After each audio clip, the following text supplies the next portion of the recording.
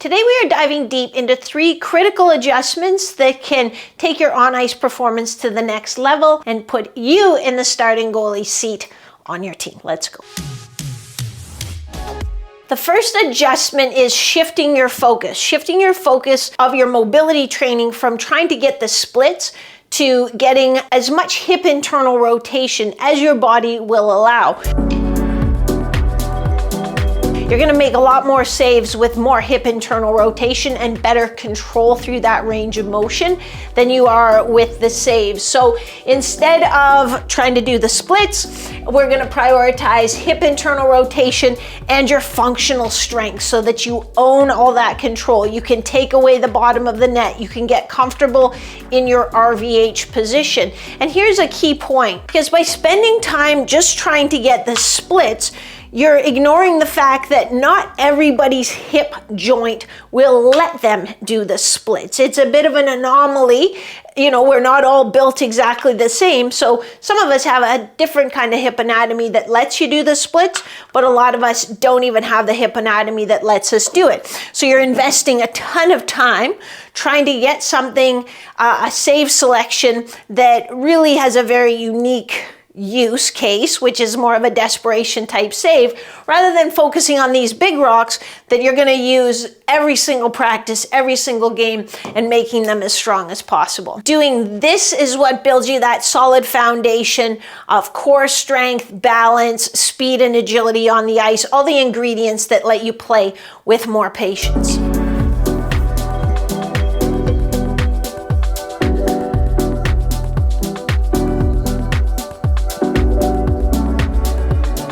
So we're moving on to our second point, which is recovery. And there's a lot of buzz about recovery, but what we're missing is the focus on preparation.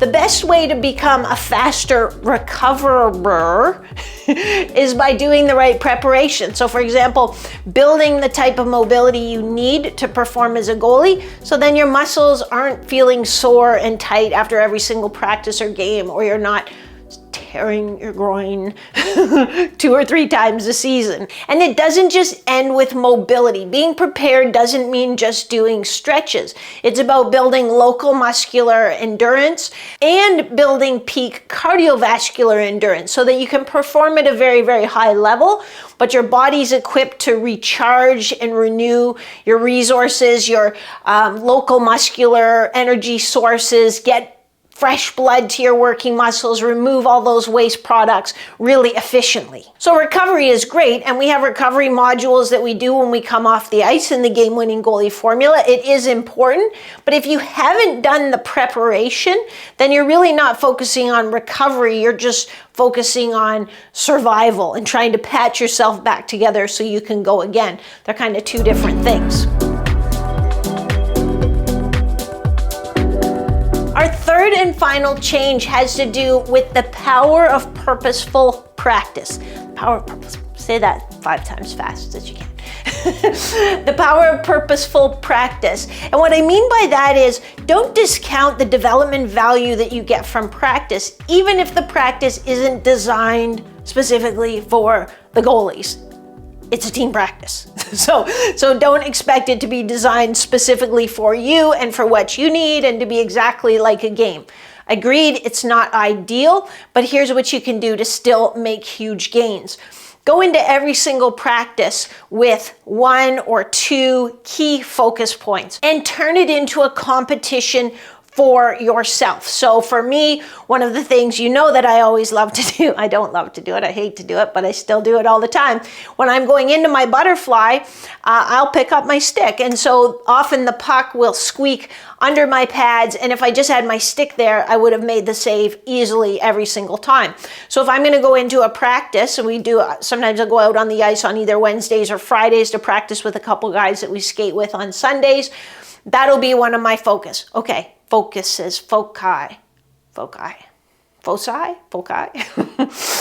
will say, okay, if I get scored on more than twice lifting up my stick, you know, that's going to be a loss for me. So this practice was a loss, and I don't like punch myself in the face if I do it, but I make it so that it matters and so that I have an outcome. I can't just let 4 goals in like that and be like, oh geez, why do I keep doing that? Sometimes too, if I'm really serious about something, I'll make either a treat or a punishment. This will surprise you, I'm big on punishment. So I might say, hey, if I let in more than 2 goals by lifting up my stick, then I can't have any coffee this weekend. And that's very sad. So, and it shouldn't be something like, oh, then I'm gonna, walk home barefoot. Nothing like that. Not a punishment, but just maybe a little like, okay, I really want to do well on this. Because every little ounce of effort you put into becoming the best possible you at practice pays off in helping you become the best possible you in games. So I know it's often not ideal. I know the drills are designed for the shooters, but have 1 or 2 focus points, make it a competition for yourself, and do the very best that you can do. And there you have it, folks. 3 fundamental shifts that will propel you to goalie greatness. Prioritize functional strength and hip internal rotation mobility. Preparation over recovery, although recovery is still important. And make each practice session a chance for you to excel. It's not just about the splits, it's about sealing the deal. So why settle for good when you can be extraordinary? These 3 habits will help. Now is the time when you hit the like button. You knew that was coming already. Tell me some of your best success habits down below. Drop a comment. Tell me, or things that you work on in practice that really help you develop as a goaltender. Otherwise, you know the drill. I will see you next week. Same bad time, same bad channel.